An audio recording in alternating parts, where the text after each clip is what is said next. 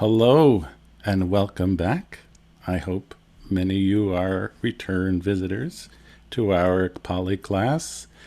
On behalf of the Buddhist Association of the United States, the Chuanyan Monastery in Carmel, New York, and the Wuju Memorial Library, I'm Stephen Sas, and I'm very happy to be with you once again for another class. This is our 7th of 10 introductory Pali classes this summer. We're moving along quite a bit, and we've moved firmly now into our second textbook, the Gare and Karuna Tilaka text. And I think it's an exciting time because we are now studying the words of the Buddha, primarily now from the Anguttara Nikaya, the Book of Ones. And so I'm going to now share my screen and call up our file of our reading. Let's see.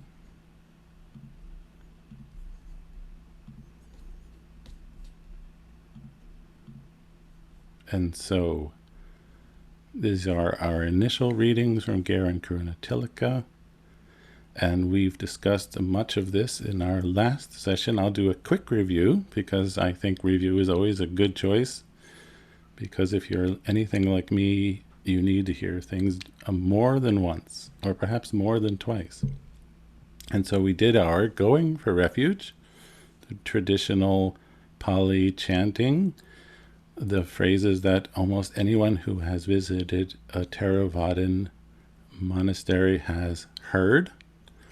And so just a few grammatical, syntactical points to review in this thing.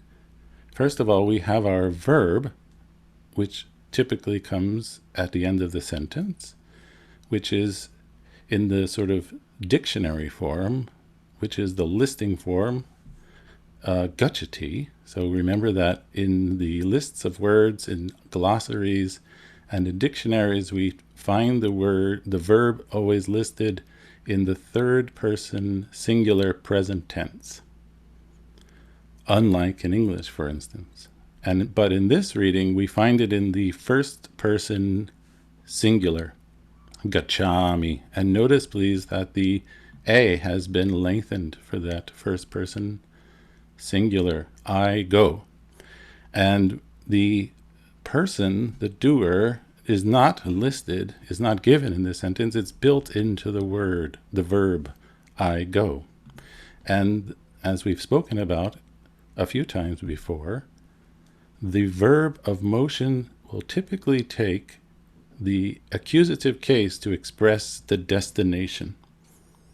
And so here we have two accusatives. We have the word sarana, which is the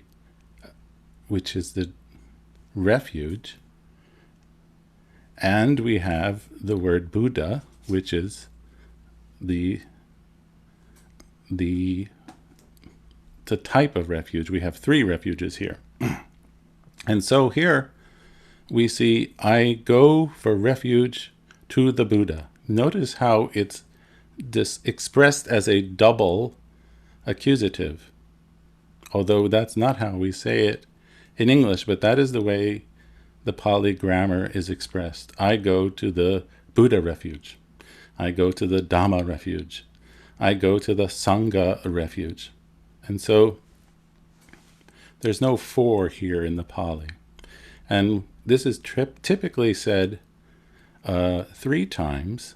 And so we have dutiyang, which is the word for secondly, and tatiyang. These words are expressed also in the accusative case, but they're not really objects of a verb. Rather, they have more of an adverbial sense. And adverbs are often expressed in the accusative case. Don't worry about that too much, because this is just something one memorizes, and it's not really necessary to think too closely about the grammar. And I think we could move on now and to our first readings from the Nikayas. And I wanted to point out to you how this might be found in the Pali Canon. If you were to look it up, for instance, on your own, you wanted to say, well, how can I find that in the Anguttara Nikaya? How do I do that? And we've spoken a bit about the Sixth Council website, which is tipitaka.org, which I have here. And maybe I'll try to make this a little bigger. That's making it smaller. Hang on. Here we go. And so here on the left, we have the main folder, which is the entire Sutta Pitaka. We've mentioned before that the Canon has 3 pitakas, and this is the one for the Sutta. And here we have our typical component parts, the Diga, the Majjhima, the Samyutta, and the Anguttara. And here we have the Book of Ones, Ekaka Nipata Pali. So here, Ekaka is ones, Nipata is book, and Pali is the text. So keep in mind here, when we see Pali, in Pali, tacked on to a phrase or a word, it doesn't mean the in Pali. What it means is the text, because the word Pali means text. So this word means the text of the Book of Ones. And so our reading is in the 4th, Adantavagga. And so let me move this over. And here we see our readings from Garan Karunatilaka in the Canon online. And so we probably recognize them, and I wanted to just show you quickly. But of course we have it in our book. And we'll be looking more closely, specifically at 39 and perhaps 40. So let's go back to my file. And so let's review a little bit. We did this together in our last session. And so we have here the sentence, Chittang bhikkhave adantang mahatto anataya sangvatati ti. And so the mind is a very important concept in Buddhism, and it's the first word here in our sentence. And it is a neuter noun, and so it is the neuter nominative ends with the ung, that M with the dot below. So don't be confused and think it is a short A noun and it may be perhaps the accusative. No, chitta is a neuter noun. There's no chitto. And so it's chittang, the nominative. There are several words in Pali to express the word mind, which in English we don't have such a great variety. And typically in Pali we have more words, and when we translate, we struggle to find enough synonyms. So there's chitta, the mind, and you might recognize that perhaps from one of the 4 foundations of mindfulness. That's mindfulness of chitta. But there are other words that I just wanted to quickly mention just because it's interesting. So another common word is mana. Maybe I'll type that here. So the word mana, or mano, is another word for mind. Please note it is not this word, mana, which means something like pride or sensuality. It's a completely different word, although it looks very similar. So mano, mind, which is the word that starts off the entire Dhammapada, which is perhaps the most famous collection of Buddhist texts there are. Mano pubangama, right? Mano seta, mano maya. Mind precedes all things. They're mind, led by mind, and mind made. And so here we have another word for mind, which is a rather different word, but we translate it in English the same way. And so you start to understand how if you function only in English, you're missing out in the behind the scenes activities that are happening in the Pali, because we just don't have that many sufficient words to capture all these nuances of mana or chitta. Another word is cheto, or chetas. Cheto, the mind, And we see texts that talk about Cheto Vimutti, liberation of mind.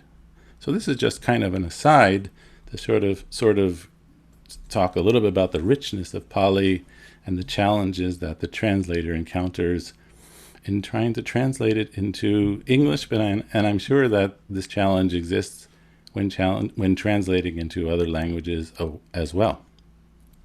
And so in this sentence, first of all, we might notice our vocative, bhikkhave, and so a bhikkhu is a monk. It's a masculine thing, a masculine noun in the vocative plural. And so, O monks, it is a very, very common word that we encounter in the Pali Canon. And as I mentioned before, often it's not even translated because it can seem sort of overly repetitive to the reader. But it definitely seems as if the Buddha was constantly making sure that his monks were on their toes, keeping up, paying attention. Bhikkhave. And so that is our vocative plural. And here we have our subject, the chitta, in the nominative, and it is described with an adjective, adantung, untamed. Notice that the adjective matches the case, number, and gender of the word it is describing or modifying. So in Pali, adjectives are somewhat of free agents. They don't necessarily have their own gender, but they take on the case, number, and gender of the words they are modifying. So this is the untamed mind. Interestingly, I happened to be looking at the dictionary a little bit earlier today, and I saw that in the entry for danta, or the verb dameti, it said there at least that it's related to the English word domesticate. That somehow these words are linked back in ancient times, because as we've said several times, English and Pali are related, linguistically related. And so perhaps domesticated or undomesticated and dantang and adangtang are related words, which is interesting. And perhaps that's another way to help remember what this word means in Pali. And now we have our verb typically found at the end of a sentence, followed by this end of quote marker, ti, which is in fact a shortened version of the word iti, which could mean thus, but it also could just mean end quote, so to speak. And as we spoke about last time, when verbs are ending with vowels right before it, the last letter is lengthened. So this is not an exotic case which you haven't seen before. This is our typical present tense, third person singular, matching with the mind, but the I has been lengthened to probably smooth out the pronunciation of these two words.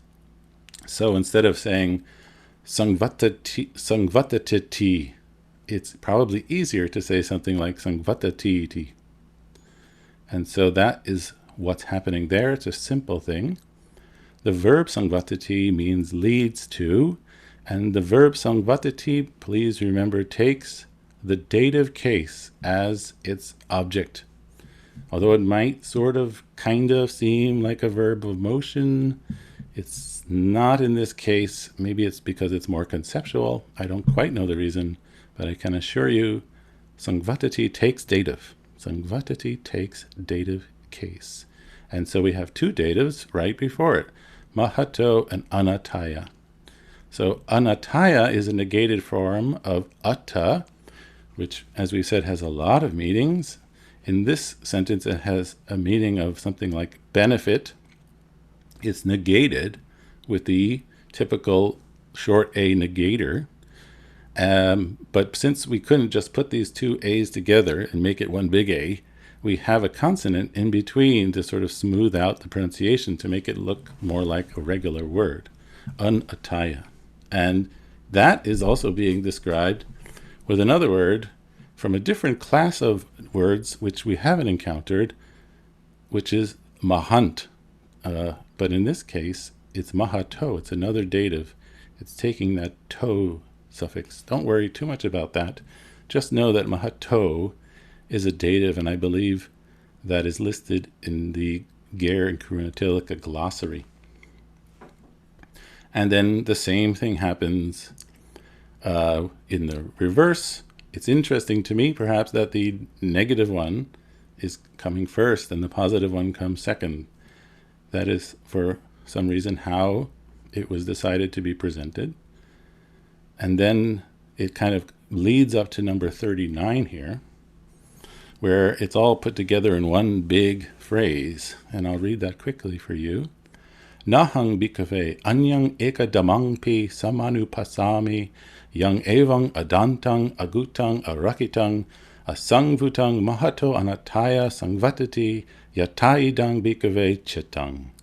Chitang bhikkhave adantang agutang arakitang asangvutang mahato anataya sangvatati. So hopefully this doesn't present too many difficulties, because it's the same vocabulary in the most part, kind of collected together with just a few new twists. And the first thing to talk about is probably nahang, which, as we've said, is a combining of two words, which is na, which is a negator, and the first person pronoun ahang, I, na ahang. And so it kind of, instead of saying na ahang, which is a little bit awkward, it gets sort of put together and smoothed out to just nahang. And then we can go to the verb sam anupasami, which we probably recognize at least in part because of the verb pasati. Again, this is first person singular, going with ahang, present tense, prefix with two prefixes, sang and anu. And this is typically translated in English as perceive. And then eka damang pi. So eka is one, dhamma in this case is a thing, and pi is also, it means also or two, but it also can just be simply emphatic, which is almost impossible to translate or capture in English. And anyang is going with eka damang, they match, and it means another. So I do not perceive any other one thing. And then we have a relative pronoun, that which, or perhaps just that. But I tend to like translating the relative pronoun with the word which, because it seems to help differentiate it from the demonstrative pronoun. Evang, thus. And then we have our four words that we know: untamed, unguarded, unprotected, unrestrained. Sangvatati leads to, and here in this olive green color are two datives. Remember, sangvatati takes dative. Great disadvantage. And yata idang. That is to say, or namely, so all this sentence before is being boiled down to one word. Chitang, the mind. Of course, we have to have our bhikkhave. It's the second time in the same sentence. And then it's just restated again in another way, just for emphasis, I would say. And so that's, I think, what we covered in our last class, and that's 39. And so I'll ask first if there are any questions on this, because it's sort of a repeat before we move on, just to make sure everyone is completely on board with us. So if you do have a question about this specific material that we've covered so far, you may raise your blue hand, and then I will try to answer to the best of my ability your question. So let's see, we have a question already from Rob M. Rob, are you there? Yes, I am. Quick question. You mentioned that you looked in your dictionary earlier today and you saw that dantai, the verb dantai, was connected to the English word domesticated. What dictionary provides Good that? question. Yes. Well, here, of course, at Pali Introduction, we always like to leave our audience wanting more. No, but it's a very good point. And I intend to either this class or probably the next class have a whole sort of segment on using the dictionary, because I think that using the dictionary is a very important part of being a Pali student, and knowing how to use dictionaries is like a whole thing. And I will be talking about that at some length. But thank you for your question. It's a good one. So was it the PTS dictionary or some other Yes, dictionary? it is the online PTS dictionary. Okay, thank you. You're welcome. And now we have Vipul. Yeah, hi Stephen. My Hi. question was regarding uh, negation. So na aham, this is with a noun, but with a verb also, it comes before the verb or after the verb. Well, ahang is not a noun, it's a pronoun. It's a personal Yeah, pronoun. it's a pronoun. Okay. Uh, I guess it could work with verbs as well, but I'm typically now here talking about pronouns and nouns, this a negator. I guess I can't quite think of an example off the tip of my tongue, but I would say probably it could be working with verbs, but I'm not sure. We'll have to see what comes up. Okay? Okay. Thank you. And then one more question. We'll take one more question from ES. Hi, Stephen. Hi. Hi. Actually, I trying to make it sound. This is like a relevant to the Avanda Vago is 40, number 40, which is a the gear in English. I think the Pali is right, but the the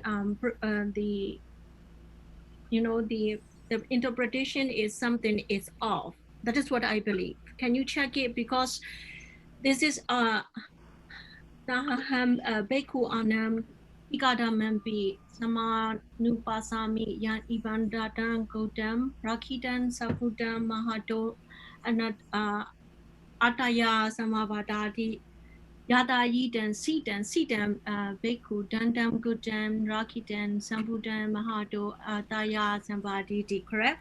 So monk, I don't perceive any single phenomenon other than that lead to such great well-being. It's supposed to be that way, but in the gear is a kind of a interpreting is I think it missing something because Okay, monks I don't hold on. Let me just why don't we just look at the Ger together, okay? So okay I'll take your question by looking together at the Ger, which kind of opens up a big subject, which I can only lightly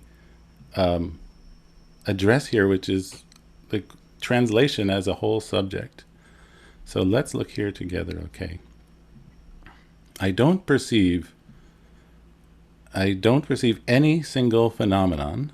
So that's other anya, than that is anyang ekadamang, that yes leads to such great well-being. So I don't so see a problem here. if it in the English translation there is no other than lead to such, so if without the other than that will be a meaning will be a different. Well, perhaps not to me, but perhaps you speak a slightly different version of English that I'm not used to. But when I don't perceive any single thing, I think that is pretty exclusive. But I think we'll have to leave it there. So that's mean, Stephen. So that means I don't foresee any single phenomenon which is a tame mind, guarded mind, protected mind, restrained mind. That is the correct words. Or I don't foresee any single things other than which lead to tame, guarded, protected mind, and restrained mind. Yeah, I think the Ger translation is okay. Okay. Okay, All right. thank you. All right, and now I'd like to ask if there's any brave soul who'd like to volunteer without perhaps even preparing to do number 40, which is on my screen, because it is almost exactly the same except in the reverse. And so I see it. We have Hitet, who has raised his hand. Are you there? Yes, Yes. Do you see my screen? Can you see number 40? yes, Would, Stephen. Okay, great. Then would you please, if you could, then read us the two sentences and provide your translation? Sure, Stephen. Naham bhikkhave anya ekadhammampi samanupasami yan evam dantam kuddam rakhitam samvuttam mahato athaya samvadati yathayidam bhikkhave chitta. Naham, like not me, I do not. Bhikkhave, O monks, inyan, any other. Ekadhammampi, this is the accusative.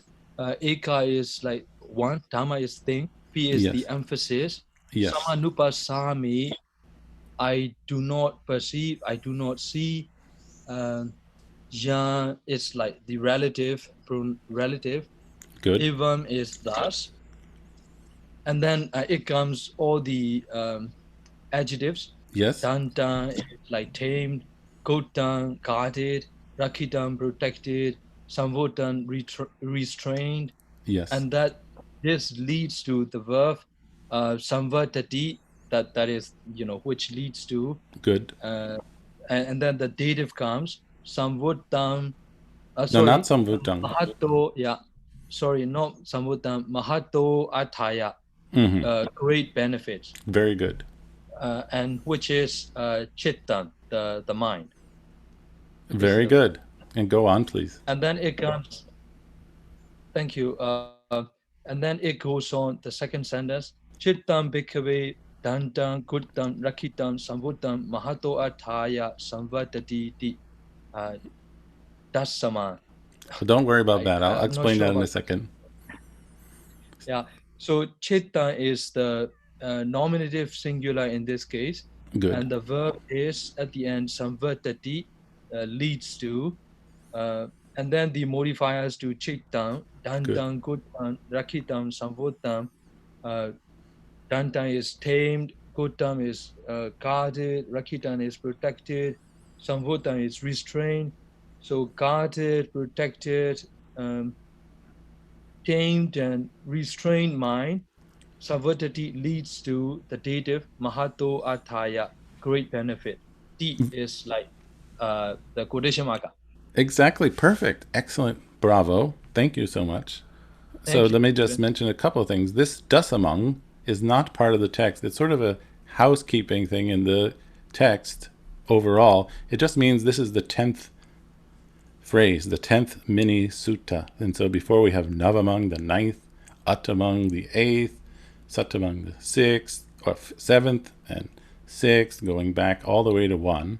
So that is not important to our discussion here. And let me just say, because there were a few questions about the importance of punctuation, and different people put different punctuators in their text. And so here we have the quote marks, and quote marks even before the T, and we have plenty of periods and commas. So please don't be nervous that it's going to be just a giant undifferentiated block of Pali. There are typically many periods and commas and quotation marks and all of that punctuation. Okay, so let me just ask Diane if there were any other people on YouTube that might have a question. I don't see any questions yet. Not one question. Not one question. Okay. And I see one more hand. Is this a question from Fyatra? No, sorry, I just wanted to participate. I should lower it now. Okay, no problem. Then we can move on. Let me get back to my text. Now, moving on to a different book, a different part of the book, I should say. This would actually be 298 in a different section, which would be number 16. So I'll read it first. Micha ditikasa bhikkhave anupana cheva akusala dhamma upajanti upanacha akusala dhamma vepulaya sangvatanti. And so we have a big long compound word, looks slightly daunting on the page, to start off this sentence, but if we look at it closely, we'll see it really is quite easy to understand. And I'll break it up into its sort of component parts, which are 4, I think. So miccha is, I think, on the indeclinable. It means wrong. It is the opposite of samma, right or correct. Sammaditthi, right view. Micchaditthi, wrong view. So, of course, if something has the right view, there must be the wrong view too. The ka suffix makes it what's probably an ancient noun. It's the suffix which makes it a person. So in a literal sense, this compound means a wrong doer, a wrong viewer. Ditti, maybe I just should have said, is related to our verb pasati. As I've said several times, the root of that is drish. And I think the Sanskrit equivalent of ditti would be drishti. And so ditti in Pali, view, because view is related to seeing. But of course, this is a more, we might say, philosophical kind of seeing. It's not a visual with the eye seeing. And then this is must be our dative suffix sa. So, for one of wrong view, or for a wrong viewer, bhikkhave, of course, we have to have our requisite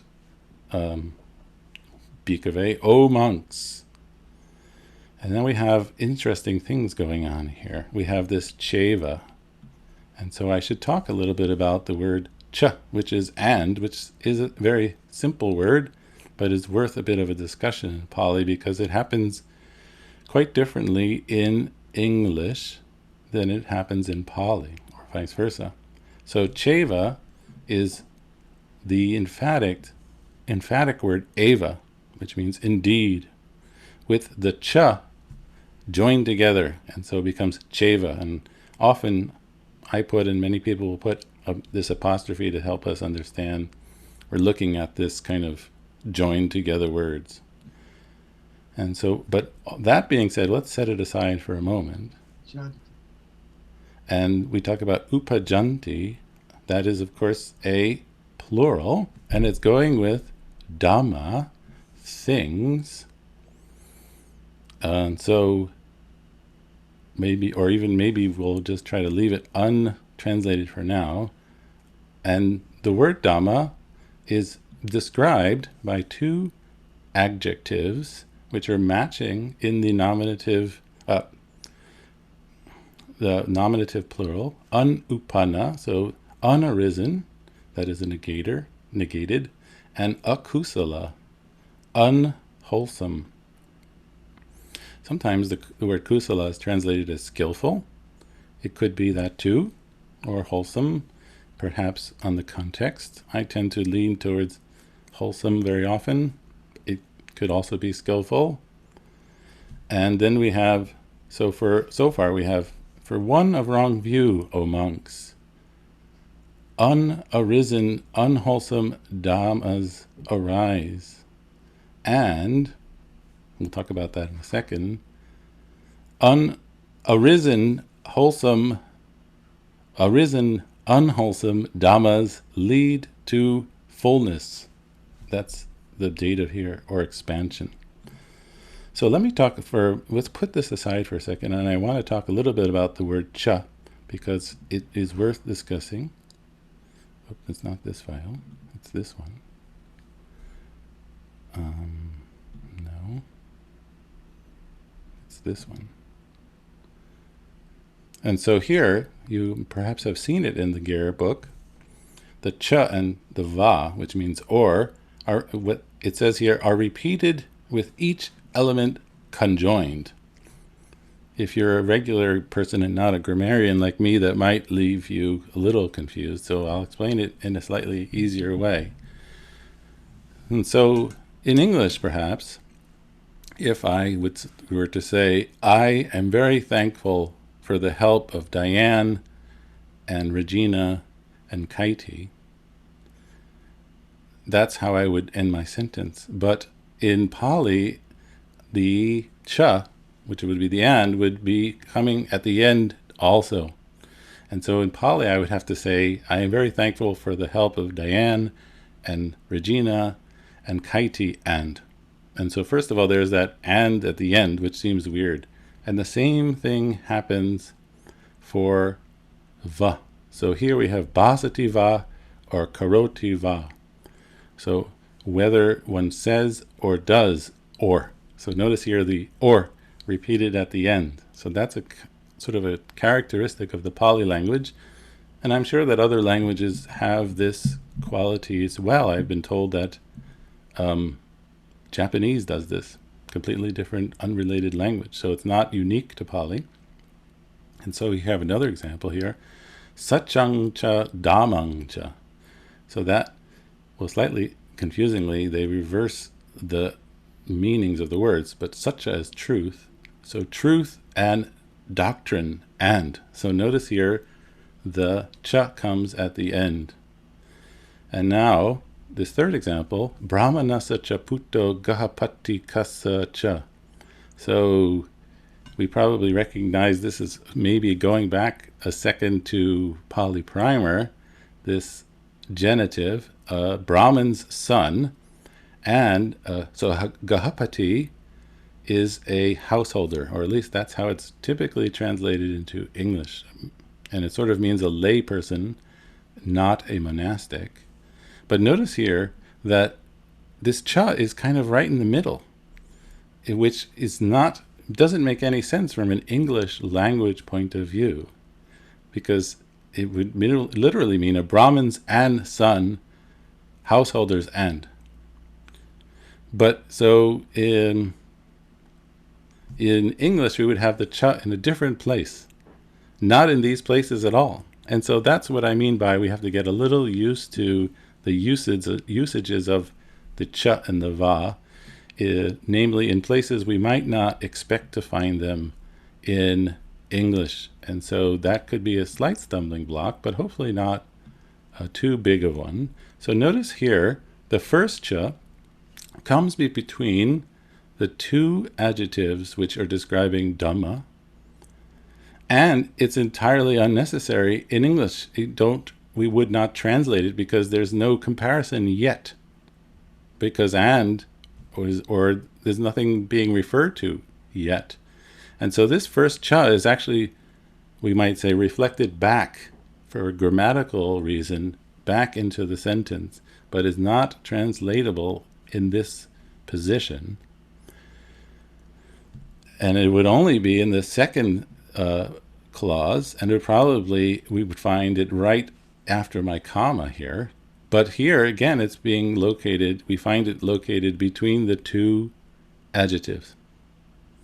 And so that is the tricky that we have to just we get used to it, and it just takes a little bit of time to understand what these cha, why they are where they are, and how to translate them.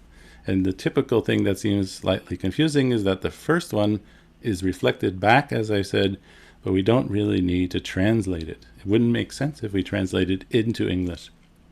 Perhaps in other languages it's easier, but this is the sort of difference between English and Pali's use of these conjunctions.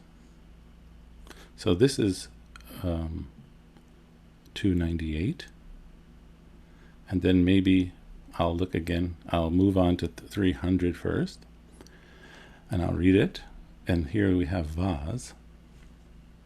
Nahang bhikkhave anyang ekadamangpi samanupasami yena anupanava kusala dhamma nupajanti upanava kusala dhamma parihayanti yataidang bhikkhave mitaditti kassa bhikkhave anupanna cheva kusala dhamma napujanti upanna cha kusala dhamma parihayanti. So it sounds like quite a mouthful, but in fact it's kind of a repeat of what we've been looking at with only a few new words. And so we have our familiar at this point, nahang, I do not perceive any other one thing, or perhaps another thing. And now we have this relative pronoun, as I hope you recognize in the instrumental, by which unarisen, wholesome dhammas. Notice here the va, I didn't translate it because it's a reflected back kind of thing. It wouldn't make sense to translate it here. Nupajanti. So this is a joining together of the n plus upajanti. They do not arise because it's plural, because dhamma is plural. And then here I would put in English my va, my or. But notice again, as I've said, it comes between the two adjectives. Or arisen wholesome dhammas decrease, namely monks' wrong view. For one of wrong view, O monks, unarisen wholesome dhammas do not arise, and, so I put the and there, arisen wholesome dhammas decrease. So I hope that's clear, and I would like to ask a volunteer to do that one again for us. And if somebody would raise their hand, I'd like to do the very same one. Okay, we have Fyatra quick on the button. Are you there? Yes, hi, thank you. So we're going to do together now 300, and I would just ask you to do it quite slowly, so I'll try to highlight the words you were translating on the screen. But first, just read the first sentence in Pali, just for practice. Okay, so Nahang Bhikkhave Anyang Ekadamampi Samanupasami Yena Anupana Va Kusala Dhamma Nupajanti. Upana Va Kusala Dhamma Parayihanti Yatayedam Bhikkhave Michadati. Good, very good. And so how would you translate that? So I do not, and then the verb is perceive samanupasami. Okay, anyam ekadampi, one any other thing or anything other than this, by which yena, then anupana unarisen kusala, which is wholesome things do not arise, nupajanti. Good. And then on the other hand, upana va kusala, that's the arisen vakusala dhamma, that's the arisen wholesome things. Good. So no, just to interrupt, you're doing great. We would put the va right before the upana. Yeah. We would move it over into English, as you did, I think. Very good. Please continue. Great. Pari hayanti. So that is the to decrease. Yes. Very good. Yataidam. Yataidang. Sorry. Bhikkhave. That is to say, amongst michadati, wrong view. Excellent. Now please read the second sentence. Okay. Michadati kasa bhikkhave anupana cheva kusala dhamma nupajanti upana cha kusala dhamma parihayanti. Yes. Yes. So two of the one that has wrong view, amongst the unarisen, both the unarisen wholesome things do not arise. And good. That's where the and goes. Very good. Excellent. Yeah. And the arisen wholesome things diminish. Yes, exactly. Well done. Thank you. So we have I hope that's clear to you now. And perhaps we could ask now for another volunteer, or if there's a very pertinent question to this translation that is not clear, you can raise your hand for that as well. So otherwise we're going to do 301. So I see we have Jillian. I hope I pronounced that right. Jillian? You're muted, I'm afraid. There you go. You pronounced that beautifully. Thank you. I've been working on it. I've been working on Pali. So are you asking me a question, or would you like to do 301?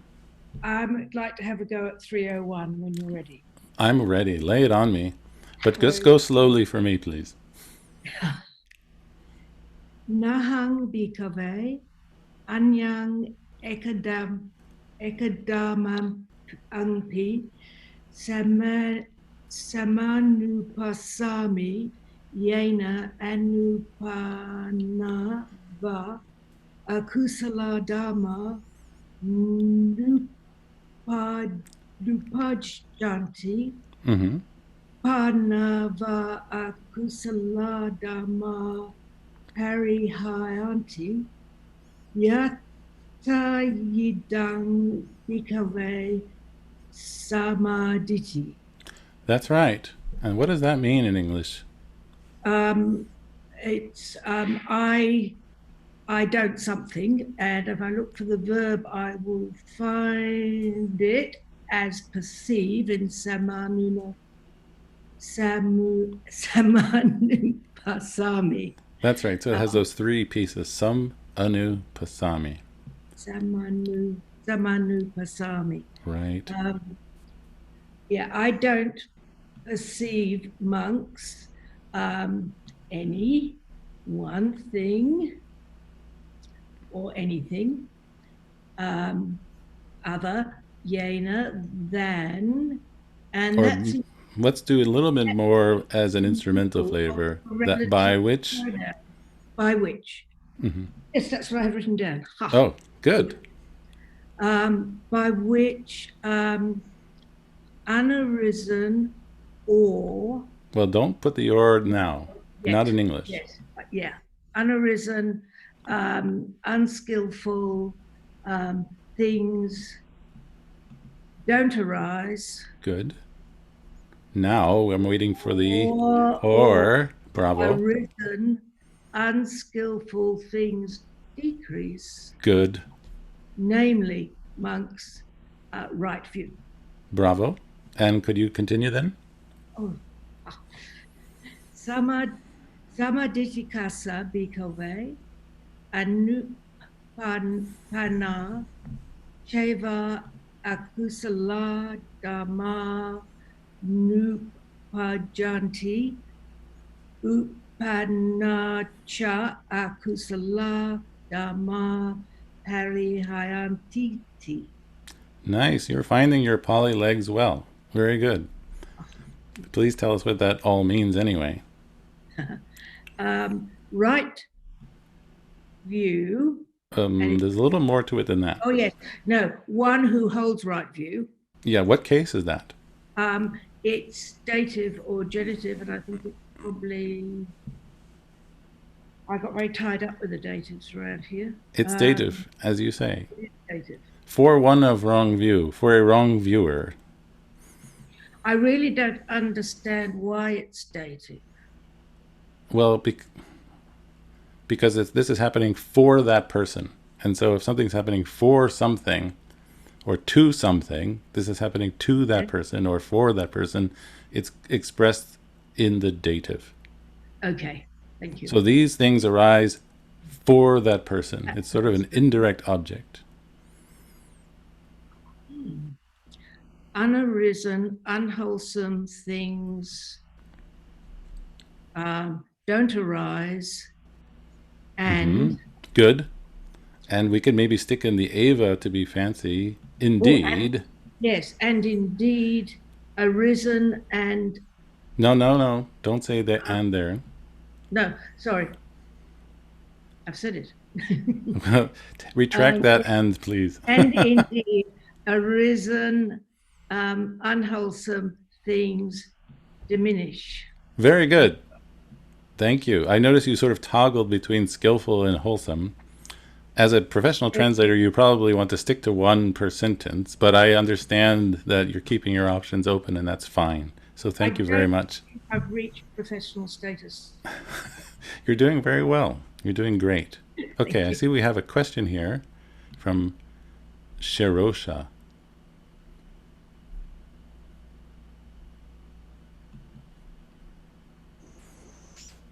Hi, Stephen. Hi. I just had, like, with the same point that Jillian brought up, I don't quite understand why it's not genitive, because if it's as someone having wrong view, isn't it kind of like they're possessing something? So it's in the possessive sense, as one having wrong view or one having right view. I'm on the fence on that. I'm not sure which one. Well, I understand that.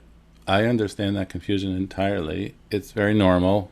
And perhaps we can say it's dative genitive, because as we've been saying, dative and genitive are very close, and they almost and always share the same case ending, which leads to the so-called ambiguity. But really what it means is that there's just a very fine line, and sometimes, as we've said, it's almost impossible to say which one it is.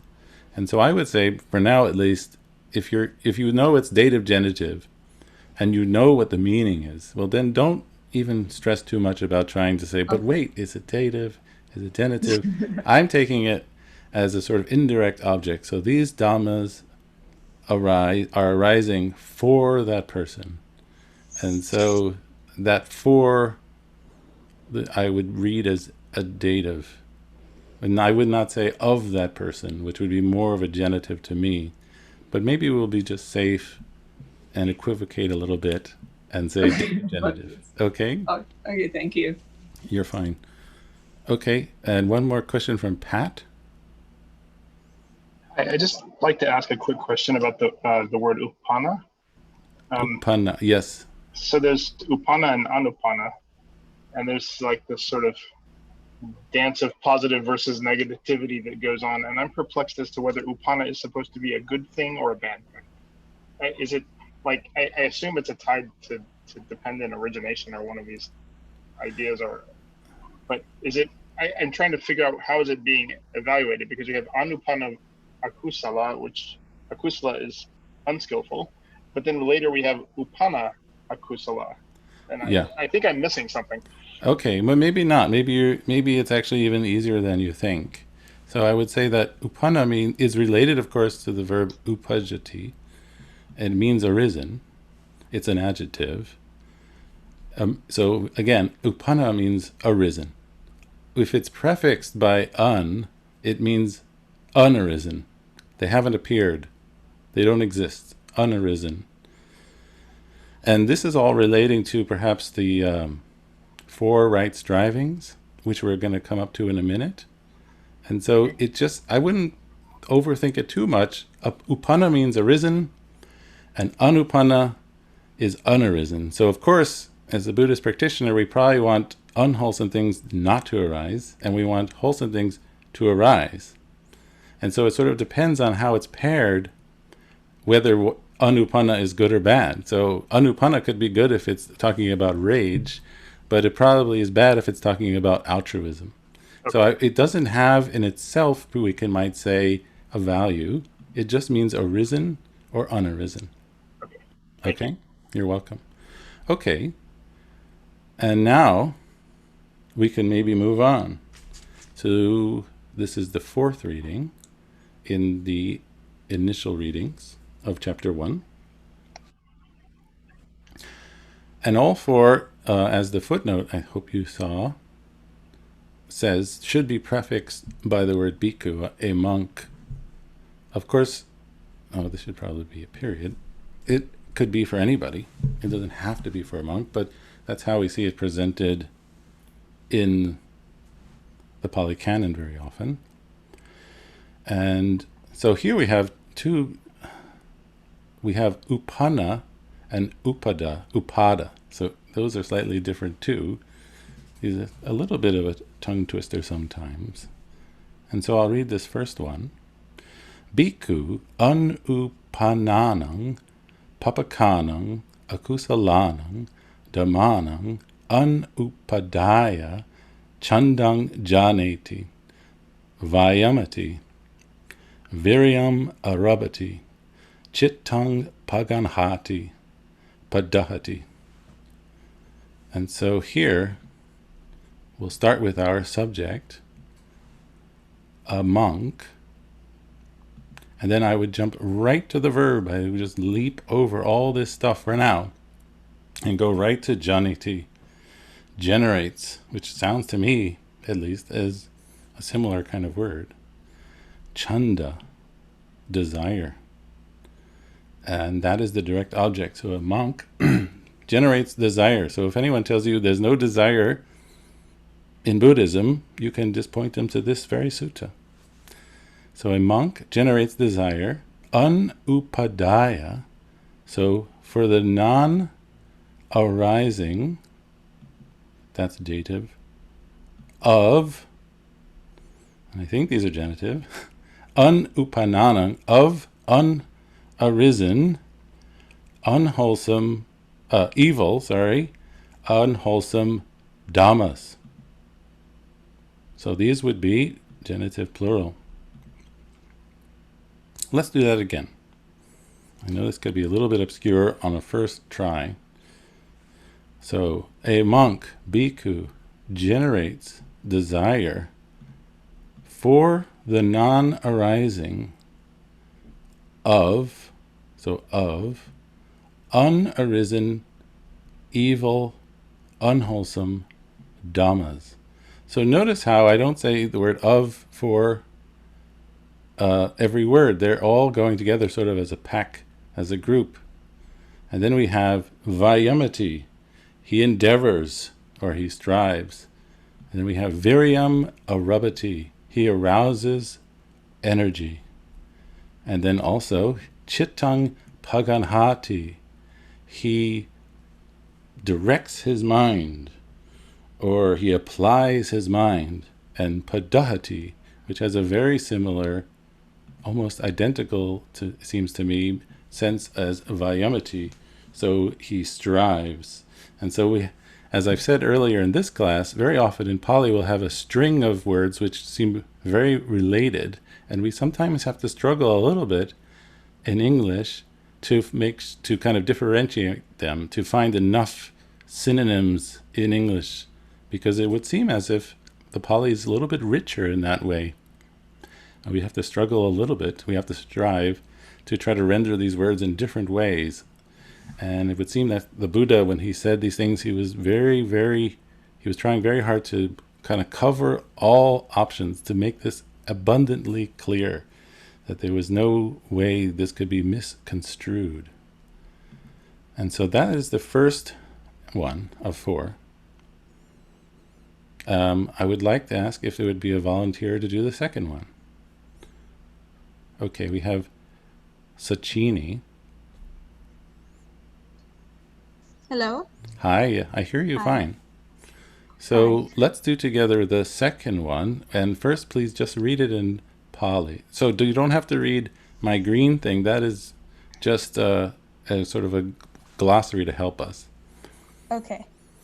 Bhikkhu uppannānaṁ pāpakānaṁ akusalaṇaṁ dhammānaṁ pahānāya chandang janeti vayamati viryang arabati chittang paganhati padahati. Very good. So what does that mean in English? Tell me. So bhikkhu means monk, and then the verbs, there's several words. So generates desire, chandang. So what case is chandang, by the way? It's accusative. Good. Yeah. Generates desire for, so pahanaya is a dative singular. Good. For the diminishing or for the deteriorating of. Arisen. of Yes. arisen, sinful, papakana, Okay. unwholesome, Hmm. and then this would be like things, Yes. So those first three words are describing this word. adjectives. Yeah. Exactly right. Dhammas. I've been sort of cheating a little bit by using the word dhammas, you noticed. Things, mental objects. It's hard Yes. to render.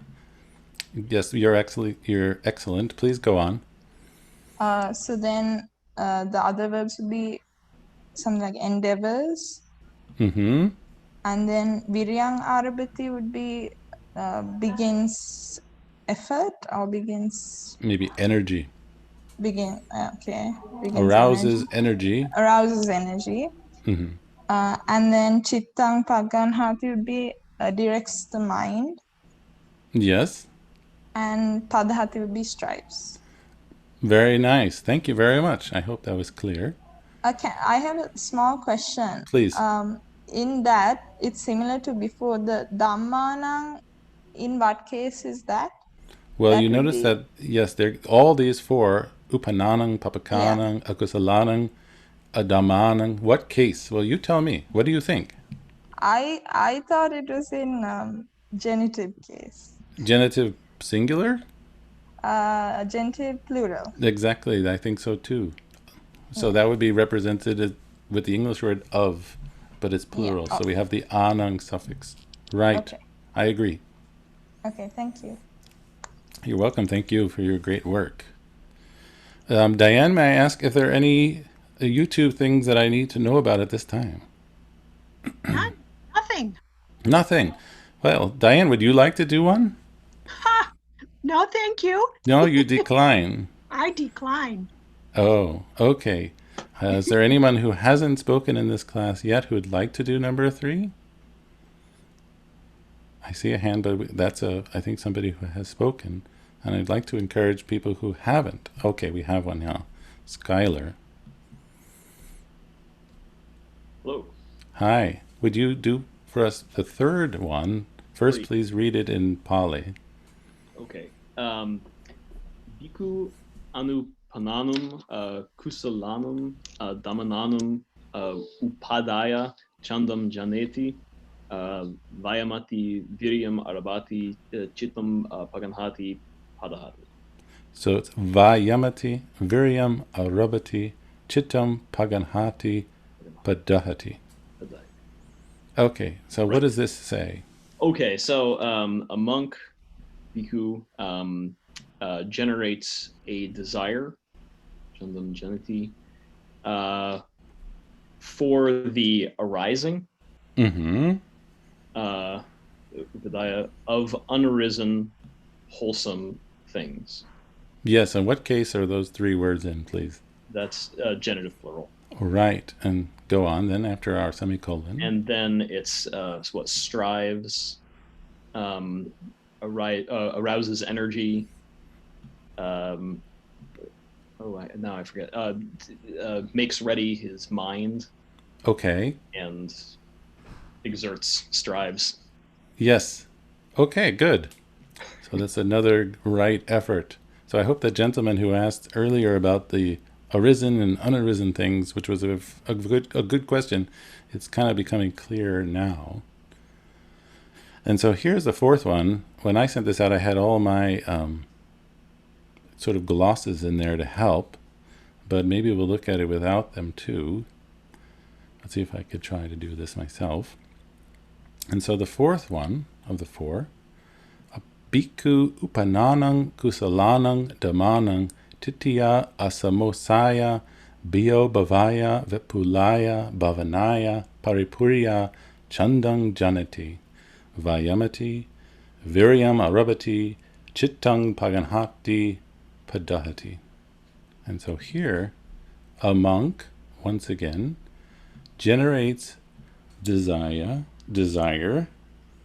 and so here, pari, and then maybe we could take it in order. For the persistence, right?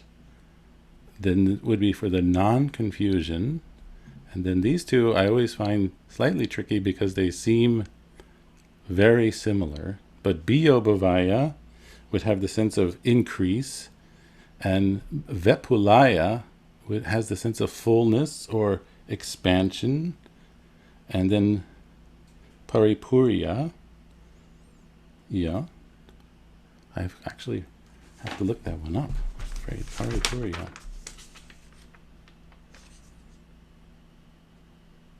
For the fulfillment or the completion of unarism, wholesome mental states. He generates desire. We have had that. He strives. He arouses energy. He applies his mind, and he makes an effort. So those are the four of the right strivings. So they look at things in different ways. And that's, I think, the end of our readings for the first initial readings. And this is from the chapter 18, which is called the finger snap, or the further finger snap chapter. So unless there are any questions about this initial readings, I would like to, in our last few minutes, have an initial look at the further readings, which look a lot similar. So I don't see any questions. So then I can go on to further. And we'll be uploading this into our website, so you'll have this file. I hope you all have found the John Kelly answers. I hope you have found it useful, at least as a reference point. I'm sure there are other places one can look for translations of Anguttara Nikaya. And so let's do maybe one or two of these. And so, unless we have a volunteer, maybe I should ask, is there a brave person who has prepared this who would like to do it for us? And then I could sort of point out the words.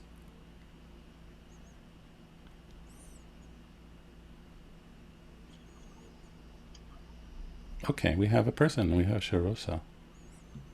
Are you there? Hello? Yes, Okay. I hear you. Okay. Good. So it's nice to have more than one reader. So would you read for us the first sentence? Just read it out? Okay. Just read out the Pali, please. Naham bhikkave anyam eka dhammam pi samana passami yo evam sadammassa samosaya antaradanaya samvatati yata idam bhikkave pamado. Good. So notice here a couple of things. We have the yo, which is the relative pronoun, going with pamado, which is a masculine noun. Notice here also that the word pamado, which is translated often as something like heedfulness or diligence, is the positive word, but it is often negated as uppamada. We'll see that in the next sentence.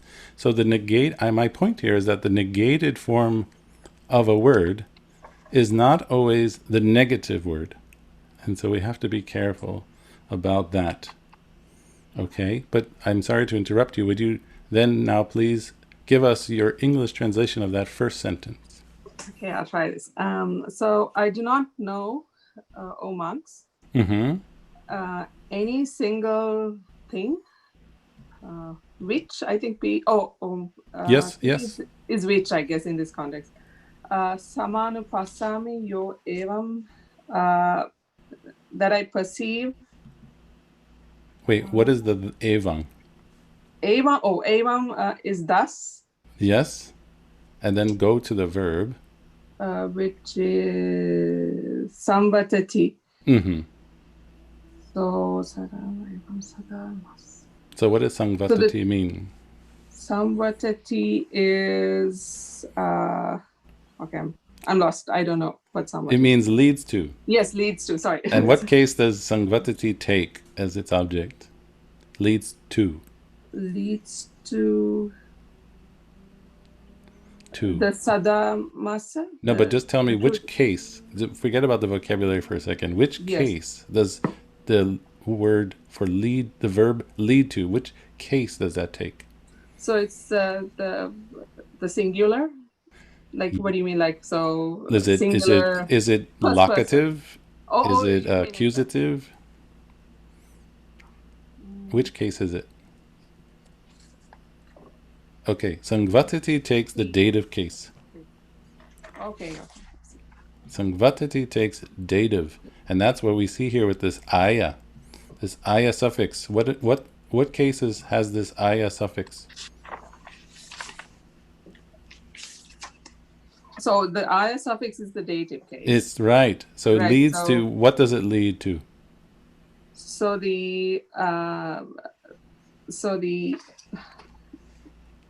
what is antaradhanaya?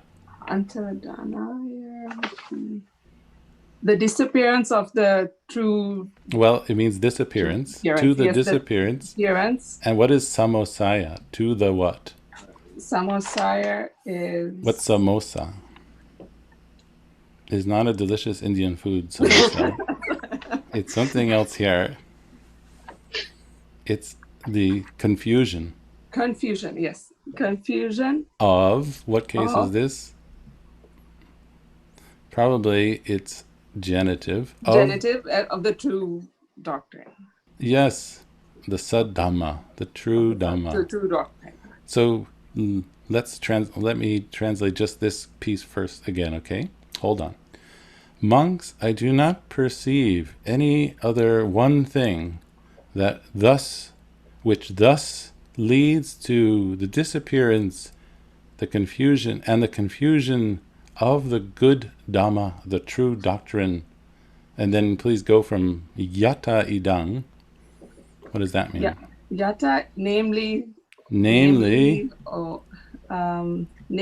O monks. Yeah. As sloth, I guess, laziness. No, it's not sloth really, but it's heedlessness or diligence. Oh, I see. Okay. So no, it's I'm sorry. I got mixed up because of what I just said. It's the negative one. So it's heedlessness,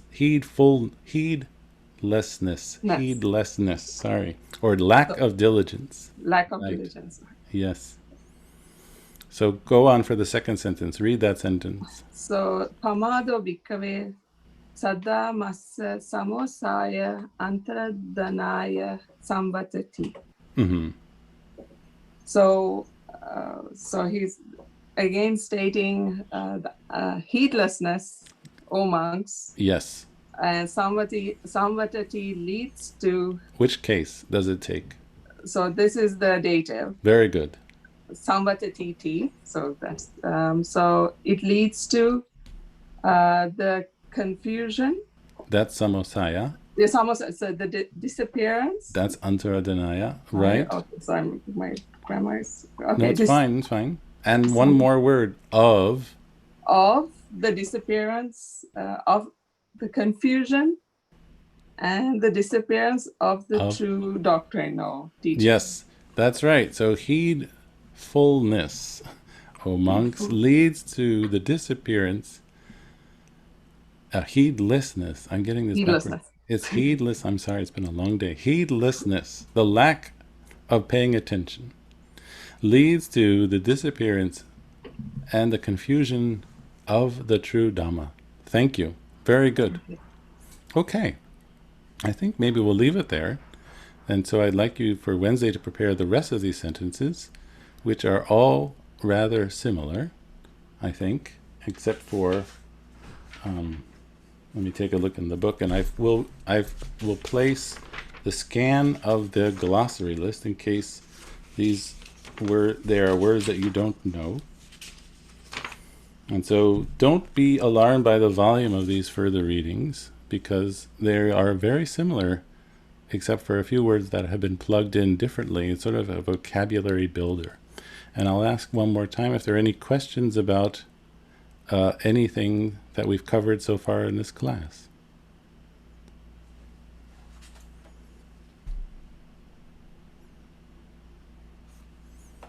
I've noticed here looking in the book that pamada is translated as sloth, but I have to say I don't really love that.